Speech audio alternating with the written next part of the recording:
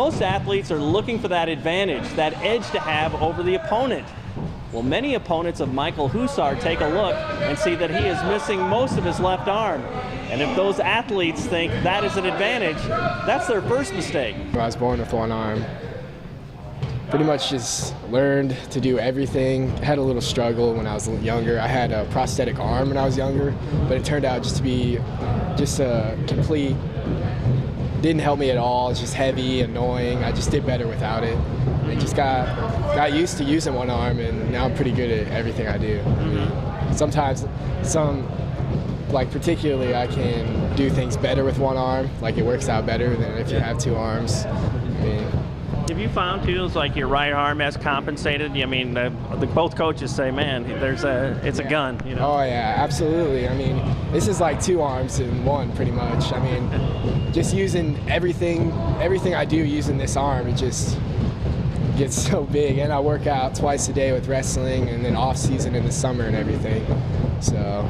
We'll talk about some of the obvious disadvantages you have because of wrestling. I mean, there are things, I'm sure, too, and how you've overcome that, how you've adjusted to be a good wrestler, and to say, knowing guys are probably going to attack that way. Yeah, just on the defensive side, really just working on just keeping this side away from him as much as possible, and then I'm so much stronger on this side that I can just, like I need to work on my offensive wrestling a lot, but my defensive is it's almost perfected now. I mean, how tough is it when your opponent knows which way you're probably going to go, too? I mean, is that level of perfection that you've got to have every second of every match really planned out? Yeah, that's where it really just comes down to who's going to push harder, who wants it more. I mean, it may be disadvantages, but when it comes down to it, I'm just going to work harder and do more and win the match. He doesn't back down from anything. You can tell he really has a passion for the sport, anxious to learn something new. We try to, obviously with a little bit of a challenge, we try to come up with some new moves for him, different attacks, and there's still, that is a challenge for us too, but really just try to open up anything we can do for him, and having him in the room is great. I know other teams have questions, and how's a guy? We've kind of battled with that a little bit on, you want to wrestle a guy with one arm, but he's got some of his own moves too that are pretty cool to see out on the mat. And how does he deal with that, adjusting to an offensive move by somebody else, too? He's awfully quick, so Michael can curb that a little bit, defend that just by keeping his feet moving, and he's so strong, obviously, with that one arm. So there's some positions he definitely wants guys to get into so he can flip them, but he's quick enough to battle a lot of that. Can he be a pinner or not? I mean, absolutely, yep, because by the time he gets on top, I mean, with that one arm, as long as he can balance, which is usually how he's using his head, if he can get his hips turned and on top, man, that he can get a pretty good chokehold with his, get a half in and pin those shoulders to the mat. The coach says when Michael Husar walks into a gymnasium, it can be a study in human behavior.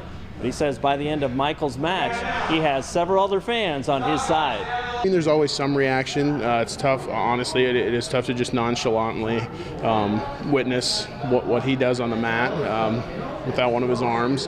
For the most part, guys are stunned. Fans take to him. So there's a good cheer, home or away. Just the fight that he has out there. And you know, even with just one arm, he keeps his head up, quick on shots, so it's a positive reaction more times than not. I know some of his opponents, naturally, they just get frustrated. It's another wrinkle. You don't wrestle too many guys with one arm, so.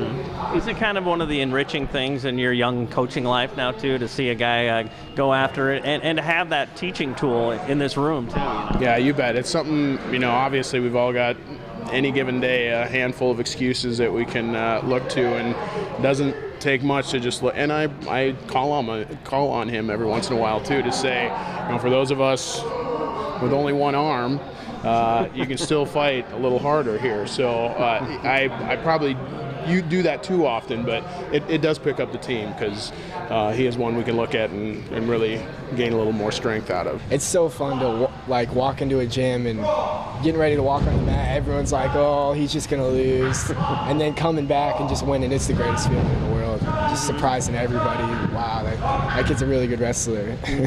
What message do you hope comes out of all this, as far as participating and saying, you know what, people can overcome things in their life? I mean, put your mind to it, you can do whatever you want. I mean, I'm a living point of that, pretty much. Is it different with these guys who you're so close to? I mean, like Coach uses you as a great example. Yeah, oh yeah, I mean, I'm really close to all these guys. None of them really look at me differently. I'm just another guy on the wrestling team, just working, pushing each other, working together.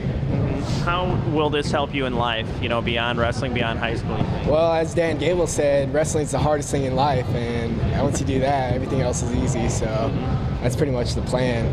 Just want to get through this, want to do it, show everybody that I can do it, and then go on.